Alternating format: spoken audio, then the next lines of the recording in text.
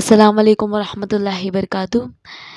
اللہ تعالیٰ نے جب اس دنیا بنائی اور عالم ارواح میں جو ساری روح تھی، تو اللہ تعالیٰ نے تبھی منتخب کر دیا کہ کون سی نبی میں کون سی قوم، کتنے لوگ، کون کون لوگ جائیں گے، ہے نا۔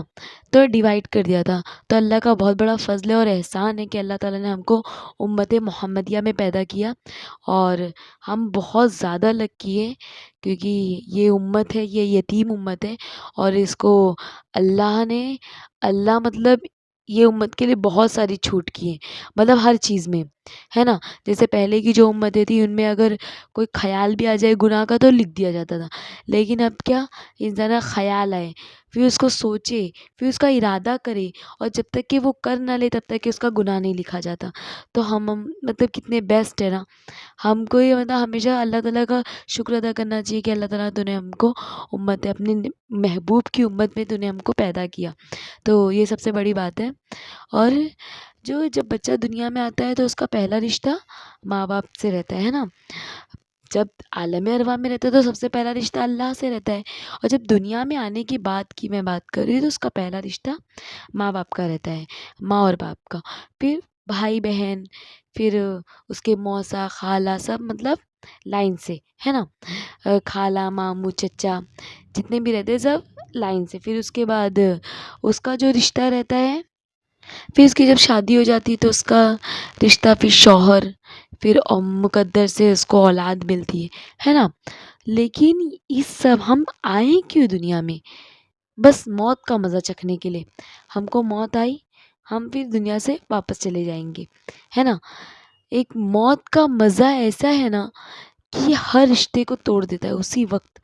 اگر تمہاری شادی ہو گئی تو شوہر سے تمہارا رشتہ ختم، تو لوگ تمہارے یہاں تک کہ نام تک چھین لیتے، کہتے کہ میت پڑی ہے۔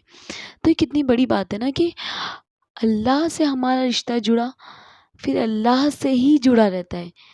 جو سب سے پہلا رشتہ ہے نا اللہ سے، جو عالم ارواح میں ہمارا تھا، تو وہ رشتہ مرنے کے بعد بھی وہ رشتہ قائم رہتا ہے۔ اور یہ دنیاوی رشتے، یہ سب تو ٹوٹ جاتے۔ کہتے ہیں نا کہ روح کی غذا اللہ تعالیٰ نے اپنے پاس رکھی ہے۔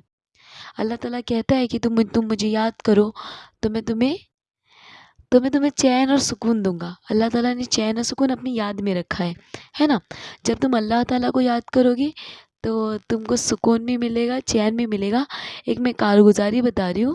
جیسے ایک جماعت انگلینڈ میں گئی تھی، تو ڈاکٹر صاحب تھے، تو ڈاکٹر کو بولے، ڈاکٹر کے پاس گئے جماعت والے، تو کہنے لگے ڈاکٹر، ایسے مطلب مذاق سے ایسا کہنے لگے کہ ڈاکٹر آپ تو سب کا علاج کرتے ہیں لیکن ہم آپ کی روح کا علاج کرنے ہیں۔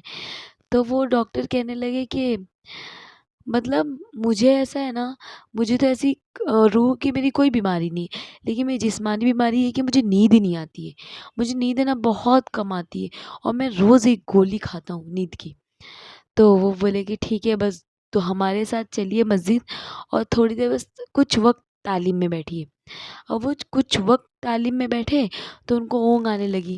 کہتے ہیں نا جب اللہ کی رحمت، اللہ کی سکینہ نازل ہوتی ہے تو ان کو مطلب اونگ آنے لگی، اور وہ مطلب بولے کہ آج کیا بات ہے، مجھے دن میں نیند آ رہی ہے، جو مجھے رات میں نیند نہیں آتی تھی آج مجھے دن میں آ رہی ہے۔ وہ ایک دم حیرت زدہ ہو جاتے، بولتے اللہ تعالیٰ کتنے مطلب وقت ہو گئے کہ میں نیند کی گولیاں کھاتا تھا اور مجھے رات میں تک یہاں تک کہ نیند ہی نہیں آتی تھی، اور آج تیری رحمت سے دیکھ۔ تو پھر ہے نا ابھی وہ کہتے ہیں کہ سچ میں تم نے میری روح کا علاج کر دیا، ہے نا۔ تو مطلب میرا کہنے کا مطلب ہے کہ جو اپنی جسم کی غذا ہے نا وہ مٹی تک ہی ہے۔ اگر دیکھو تم کو کوئی سوئی چبھا رہا ہے، اگر تمہارے اندر روح نہیں رہے گی تو جسم کو کیا خبر کہ کوئی سوئی چبھا رہا ہے، لیکن وہ درد، وہ تڑپ، وہ اللہ تعالیٰ نے روح میں رکھی ہے نا۔ وہ سکون، وہ چین، وہ اللہ تعالیٰ نے اپنے پاس رکھا ہے۔ جب اللہ تعالیٰ کو یاد کرو گے تو تم کو سکون اور چین دونوں ملے گا، ہے نا۔ تو اللہ تعالیٰ کو یاد کرنے سے نا دل زندہ ہوتا ہے، اور جو لوگ اللہ تعالیٰ کو نہیں یاد کرتے نا ان کا دل مردہ ہو چکا ہوتا ہے۔ تو یہ اللہ تعالیٰ کا جو ہمارا رشتہ ہے نا، یہ اللہ کے لیے اس کو قائم رکھو۔ مطلب کہتے ہیں نا کہ انسان، میں ایک چھوٹا سا واقعہ سناتی ہوں آپ کو، کہ ایک بار ایک اللہ کے نبی نے بولے کہ ایک کوئی مہمان آئے تھے، تو کوئی تو صحابی تھے، ان کو بولے کہ اپنے گھر لے کے جاؤ ان کو، آج ان کی دعوت ہے، ان کو آج اپنے گھر رکھو۔ تو وہ لے کر آتے ہیں، اب بیگم سے پوچھتے کہ گھر میں کچھ ہے، تو بیگم بولتی تھوڑا سا ہے بچوں کے لیے، تو بولتے ٹھیک ہے۔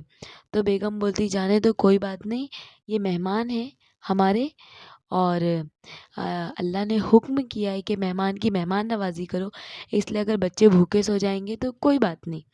تو پھر وہ مہمان کی مہمان نوازی کرتی ہے اور بچوں کو بھوکا سلا دیتی ہے۔ تو وہ کیسی ماں تھی، ہے نا؟ وہ کیسی ماں تھی کہ جس نے بچوں کو بھوکا سلا دیا۔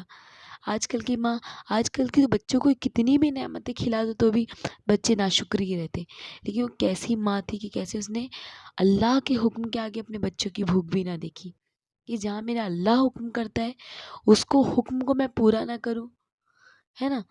تو ہم کو بھی ایسے ہی زندگی گزارنا ہے کہ اللہ ہمارا ہم سے کیا کہہ رہا ہے، ہمارے اوپر کیا فرض ہے، یہ ایسی ہی زندگی گزارو گے تو ہی کامیاب ہوگے، نہ تو پھر آخرت میں بھی ناکامی ہے اور دنیا میں بھی ناکامی ہے۔ اللہ کے حکموں پہ چلنے کی اور آپ صلی اللہ علیہ وسلم کی اتباع کرنے میں ہی کامیابی ہے نا؟ تو اللہ کے لیے اللہ کے حکموں پر چلو اور سنتوں پر عمل کرو۔ السلام علیکم ورحمۃ اللہ وبرکاتہ۔